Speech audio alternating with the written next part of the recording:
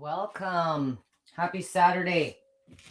Thank you for joining me again on the first Saturday of the month for my crash course. For those of you that are joining me for the first time, if you do have mobility concerns, you'll notice that I have a stool, a bar height stool, positioned behind the plate. It's going to be a vital tool in your arsenal, especially if you're using your plate for symptom management, which is something I will spend some time talking about today.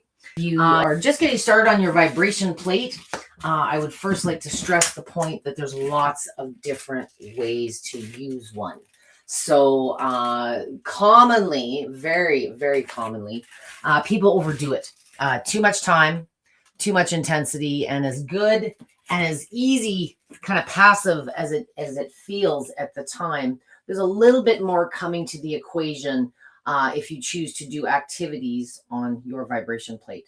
So all that a vibration plate is a tool that enhances floor-based exercises. So whether that's standing, squatting, doing dynamic squats, maybe doing push-ups, by doing exercise positions on the surface of a vibration plate, it brings more benefits and reduces the amount of time and intensity perhaps over traditional exercises. And if you're dealing with chronic things like inflammation, arthritis, fatigue, there's a whole spectrum of symptoms out there associated with health conditions and even just, being deconditioned. So a vibration plate, the advantage that it brings over doing traditional exercises and certainly some therapies as well is it's quick. It's highly effective in a few common benefits every time you use it. And if you are lacking the ability to move, if you're dealing with something quite serious where, even paralysis, a vibration plate can move you even when you lack the ability to move yourself. So when we talk about things like lymphatic movement, muscle engagement, certain things that maybe your therapist or your doctor or your strength coach uses these terms, a vibration plate can reduce the amount of time that you have to spend exercising or moving those arthritic joints. If you're recovering from a surgery or an illness of some type where you're not able to bear weight in traditional means, starting in a seated position, which is where you'll see me right now, the stool at my height of almost 5'10" keeps my legs at a good 90-degree angle or slightly above. If you are a child or someone who's shorter, a chair would probably suffice. But you want to make sure, regardless of what plate you're using, if you're going to be using it in a seated fashion, you want to make sure that those knees are slightly bent. I just want to make sure I'm coming through on your end here. Perfect. Okay. So if you are dealing with, medical issues of any kind, I'll very briefly just touch on contraindications before I get into settings and a few other things. So contraindications are a big word that is associated with lots of different devices out there. But I want to break the word down into two components. Contraindications.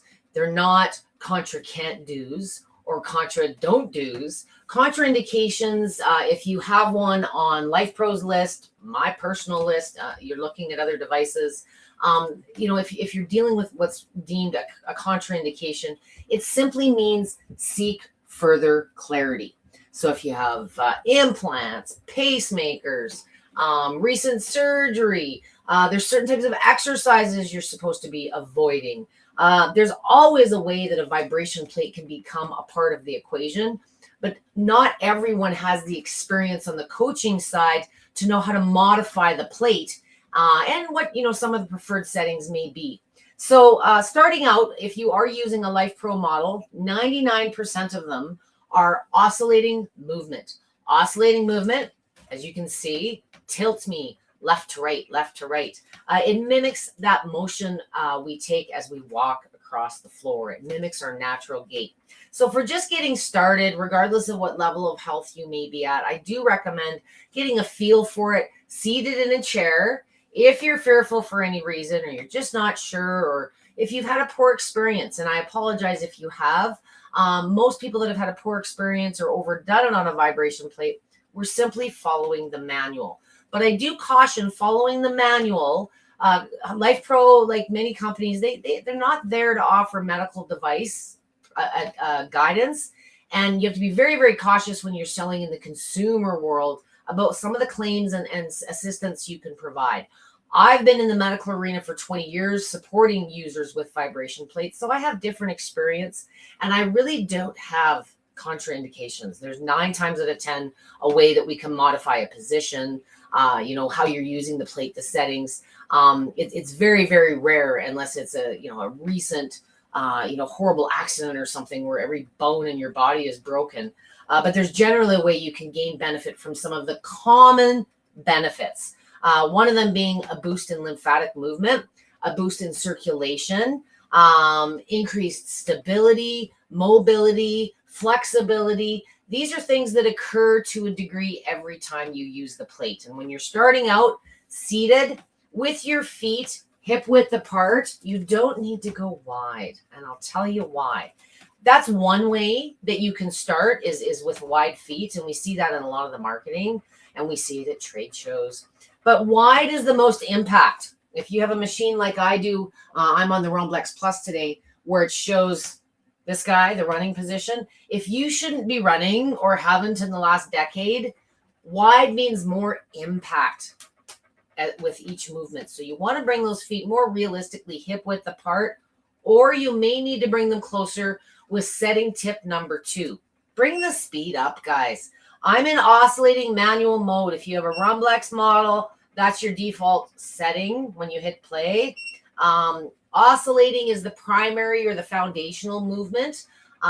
There is vertical pulsation. There's other variations out there. But if I look at my experience using both medical and home grade, more people prefer this movement.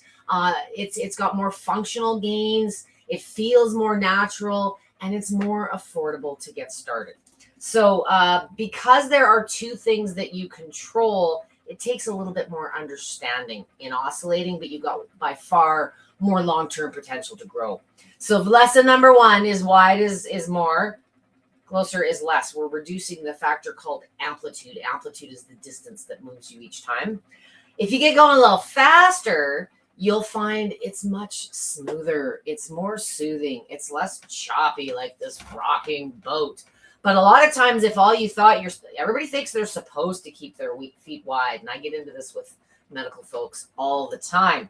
But if you're really, really wide, it's kind of intense going faster than the really slow speeds. The really slow speeds, the bottom third, are very choppy. They're very jarring. They're like being on a manual Bosu ball, and those speeds have their place. But if you're just looking at getting introduced to this, getting assimilated to it, you're dealing with symptoms of any kind, I want you to think just wellness, feel good. Give your body 3-4 sessions to get used to it before you progress to meaner things, okay? So for those of you that are limited to seated or afraid to stand on it yet, I am going to progress to standing next. I'm at speed 25. This model goes 60, just to give you an indication of where I'm at. Keeping my feet in the same position. I'm going to take my hands now and lock my arms. And we're going to rest the palms, hook the palms of our hands, the heel of our hands, over the kneecaps. And now the resonance of the movement that's traveling up through my legs, my upper body becomes a part of it just by attaching to those kneecaps. You're going to feel this slightly in the forearms, up in through the elbow. If you do have inflammation, just getting some lymph going in there, this is a great way to do it. If you are doing other self-care, it's Lipedema Awareness Month. So many of you are conscious about lymph. If you're dealing with lymphedema, lipedema, anything clogged lymph, many of you are doing prep or doing other self-care things. This is a great way to use your vibration plate just to bring some more lymph to the equation. But keep your duration small, guys. 2 to 3 minutes, a couple 3 times maybe, versus one big long run. If you're dealing with lymphatic or circulatory fatigue, those types of things, 10 minutes is going to drain you. It's going to push more lymph than your body is able to dissipate. So keep it brief. For those of you that know what prep work is, If you're doing prep work on your lymphatics now, where you prep primary areas of flow that are very common to being clogged, you may want to prep those prior to using your plate, just to help the body facilitate that boost in lymphatic and circulatory movement. So now the feet are hip width apart. I have stood up. If you're standing too tall, you're going to feel it in like the jawbone, the mouth, the eyes, the nose. Bend the knees just slightly. You'll hear the difference in my voice as well. Let the natural shock absorbers, the legs. You can just stand on a vibration plate, but it doesn't feel terribly pleasant. And if you're locking your knees, your skeletal structure is moving, and you feel your skin and your loose skin areas flapping all over the place. It's not really that effective. Bend the knees slightly. The muscles are forced to absorb your load. Without getting too scientific, a vibration plate superficially increases your exposure to gravity. And if you look into the health effects of gravity associated with your body, you'll be blown away at the similarity between all the claims of what a vibration machine offers. That's why. What a vibration plate can do through that equation is, again, we're eliciting a higher percentage of muscle fiber, more muscle fibers responding. We don't need to move. You can move. If you're a fitty now and you're doing squats at the gym and you're doing dynamic movement, you can incorporate those principles onto the plate. For those of you that are not doing exercise positions now, I want you to try even pushing yourself into a little bit of a light squat. It's going to give you more benefit. If you give your body a minimum challenge to accomplish, it's going to return with minimum benefits. For those of you looking for the weight loss, the bone density, some of the longer term benefits, if you're just going through the motions, your body's only going to, build muscle and build bone required to respond to the activity that you're putting in front of it. If you challenge the body and make it work a little bit harder, it's going to return with more strength, stronger bones to suit the task that you're demanding of it. So I always sort of say in my bone density sessions, stress those bones out. And what I mean by that is push them a little bit and they'll respond favorably. If you are comfortable moving, keep those movements real purposeful, real slow. And I think you'll find the better your technique, the quicker you're going to fatigue. The difference between fitness and using a plate for feel good and symptom management type of stuff is a very common question I get. How long and how often can I use the machine? Whether you're using it for fitness or feel good really does play into the time, the dosage piece. So how often you use the plate in a fitness environment would probably be very similar to how often you would use it at the gym, how often you exercise. But it depends on how you exercise. So I know many of you break it into body parts. It's leg day, arm day, core day. I did a series last month on weights on the plate, and I did purposefully break it into 3 sessions, as there's a lot of variety that can be done. If you're looking for more total body, that's certainly a way a lot of people use the plate, but just standing there is misleading. You are going to get some benefits, but I don't want you thinking just standing there, the machine's doing all of the work. 3-4 good exercises that engage more muscle. You're pushing yourself a little bit, done consistently. I do some legs every day.